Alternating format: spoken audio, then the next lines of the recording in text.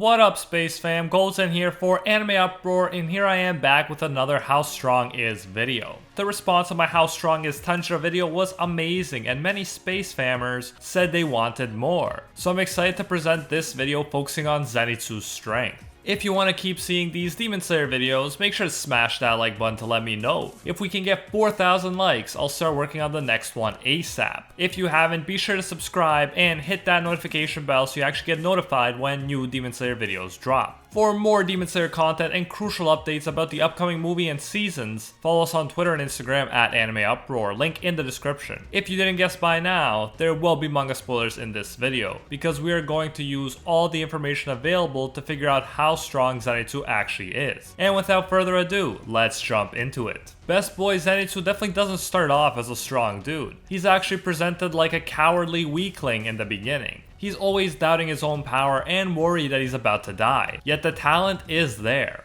Even when we get flashbacks of Zenitsu training with his sensei, we see that the former Thunder Pillar, Jigoro Kuwajima, believed in Zenitsu. No matter how many times Zenitsu ran away and said that he couldn't produce any results, his sensei brought him back and told him that he's got the talent. Side note, Thunder Style is sometimes translated as Lightning Style, but I'll just be using Thunder Style for this video. Anyways, the former Thunder Pillar believed in Zenitsu, and that's very significant. Not only was Jigoro a pillar, according to Kaigaku, he was a person who received the title the strongest demon hunter. So the fact that such a strong person, who could have his pick of students, refuses to give up on Zenitsu shows that there is definitely amazing potential in him. Zenitsu could only learn one of the 6 forms of the Breath of Thunder style. The first is considered to be the most basic form. So Zenitsu thought he was a failure because he couldn't learn the rest. However, his sensei showed him how to turn this seeming weakness into a strength. Instead of going broad and getting a fundamental understanding of every form, Zenitsu could go deep and master the first form better than anyone else. When life gives you lemons, make lemonade, and when life gives you one Breath of the Thunder form,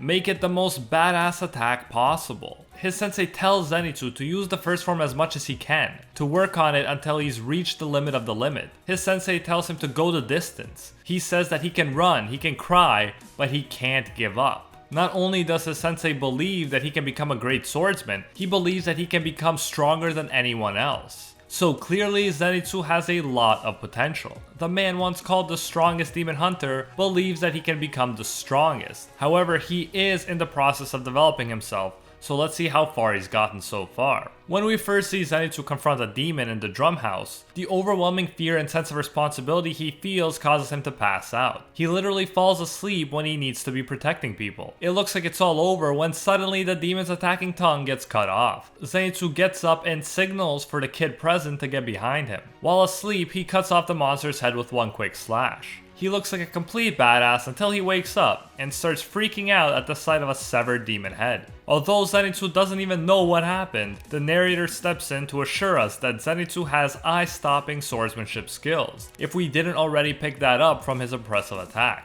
So Zenitsu is strong from the beginning of the series, it's just that his fears hinder him from consciously using those powers. However, once unconscious, he is free from fears and hesitation, and is able to show his skills. With each battle, Zenitsu gets better and better at using his powers while he's conscious. The gross older brother spider is an opponent that would freak out anyone. He injects Zenitsu with poison and Zenitsu starts turning into a spider. He even starts losing his hair. During this battle, again it appears like Zenitsu passes out from fear and falls out of a tree, but he appears to be thinking now and even opens his eyes at one point. The spider is surprised with Zenitsu's skills and marvels at how he was able to turn his body midair and dodge. Despite how much the poison is hurting Zenitsu and making it harder for him to move, Zenitsu succeeds in beating the demon spider. And he doesn't just beat him, he crushes him. He uses Breath of Thunder first form Thunderclap Flash like he did before, but this time he makes it 6-fold. This allows him to move like lightning, his speed is immense, and he moves in 6 different directions before hitting the spider. Yet Zenitsu is so fast that the spider still had no time to react. After he defeats a spider demon, he thinks about a happy dream where he is stronger than anyone else. So now he, like his sensei, has faith that he can become the strongest. He does have the potential as long as he doesn't give up. In the fight against Upper Moon 6, Daki and Gyutaro, Zenitsu still looks like he's sleeping, but he can communicate with Tanjiro. He uses the first form, but 8-fold this time. Daki saw his previous attack, so she thinks that she knows the limits of his speed. However, then Zenitsu uses God Speed. Daki and Upper Moon can't help but call Zenitsu's movements so fast. He can only use Godspeed twice, and then his legs will become useless at this point. But the second time is enough to take Daki's head thanks to a little help from Inosuke. When Zenitsu fully wakes up, he is surprised that his whole body hurts and that his legs are broken. But the fact remains that he was fast enough to impress an Upper Moon and strong enough to play a crucial role in their defeat. Now we get to the fight between Zenitsu and his former senpai Kaigaku.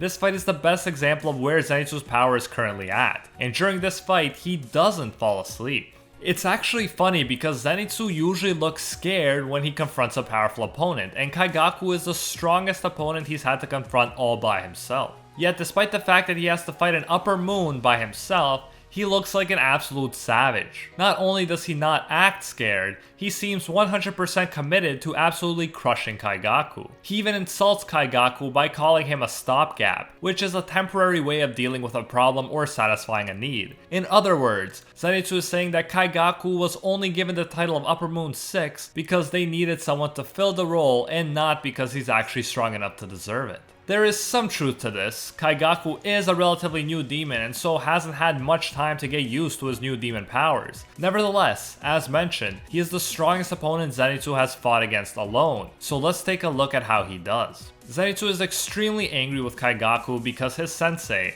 the only one who believed in him and his ability, committed ritual suicide when Kaigaku, another one of his students, willingly turned into a demon. Not only did his sensei kill himself, no one was even there to properly execute the ritual, so Zenitsu's sensei suffered a long and agonizing death. Kaigaku doesn't care though because their sensei didn't want to give him the successorship. Jigoro wanted Kaigaku and Zenitsu to share the successorship. This is also an important clue when it comes to Zenitsu's strength. It is clear that his sensei felt that Zenitsu was strong enough to share the successorship with Kaigaku, and this was when Zenitsu was weaker than he is now. Kaigaku always used to be stronger than Zenitsu, and now his power is amplified by his demon transformation. Yet, Zenitsu can not only keep up, he calls Kaigaku too slow. Kaigaku uses his best attacks on Zenitsu, and he definitely injures him, but not enough. Zenitsu uses a new form he's been keeping a secret. It is a form he's created for himself called Flaming Thunder God. While Kaigaku has been fighting to kill Zenitsu the whole time, Zenitsu has been fighting while also feeling bad for Kaigaku. He wishes they could have worked together. He says sorry Aniki, aka sorry big brother, before using his secret move to finish him off. In reality, it seems like Zenitsu could have used this move earlier on to finish Kaigaku, but he held back, either in order to gauge Kaigaku's strength, or in order to mentally prepare to finish off the person he used to look up to.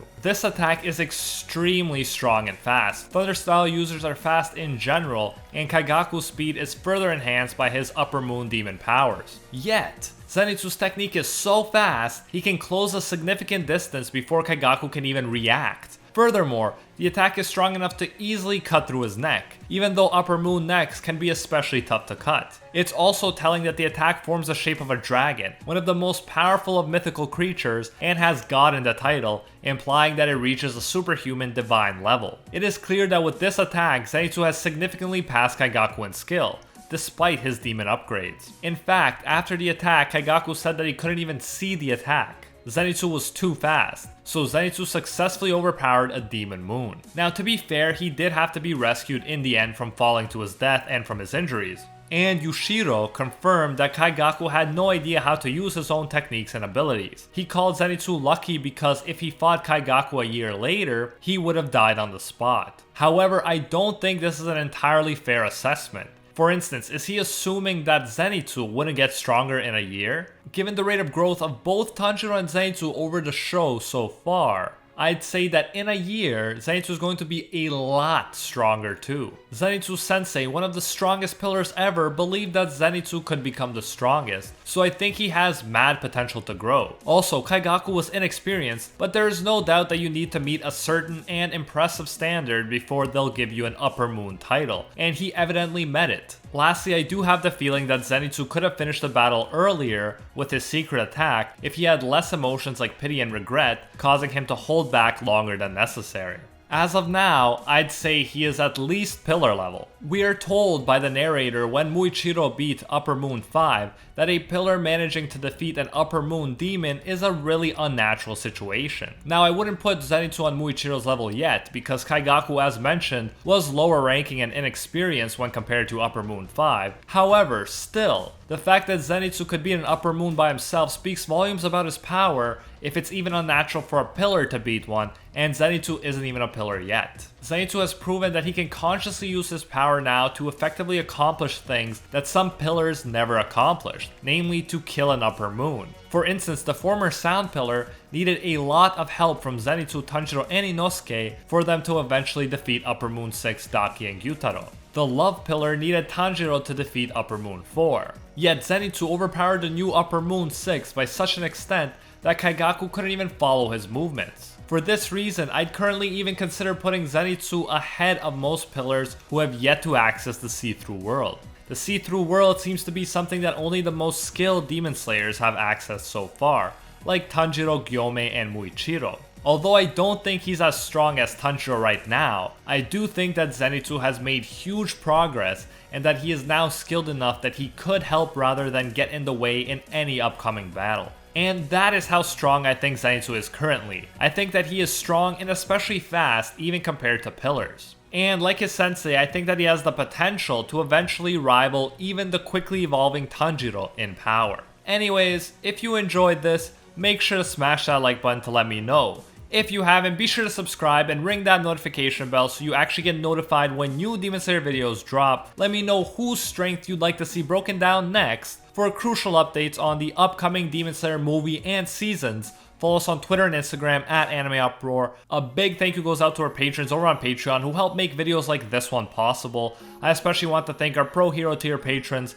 the one and only Gilgamesh, Nothing But a Fan, Jason Wilson, King Zeldris, Angel Cruz, Steelers, Poet Pablo, Atropos Wraith, Fididala Beat, and Ekarad GN. And are the 1 tier patrons, the ones who stand atop all clans, Steven Ingrata, Alola Natem, MattyMac239, and Makoto-kun. If you enjoy our work, you can support more of it by going over to patreon.com/AnimeUproar and becoming a patron today for as little as $1. If you do so, you'll get your name featured in future videos alongside these pillars right here, and you'll even get access to our private patron-only Discord. So check out patreon.com/AnimeUproar. Link in the description if you're interested. You can also now join the YouTube channel and support more content that way if you prefer. You'll still get the same great benefits no matter which way you choose to support us. Thanks again for everything, and until next time, see ya, Space Cowboy.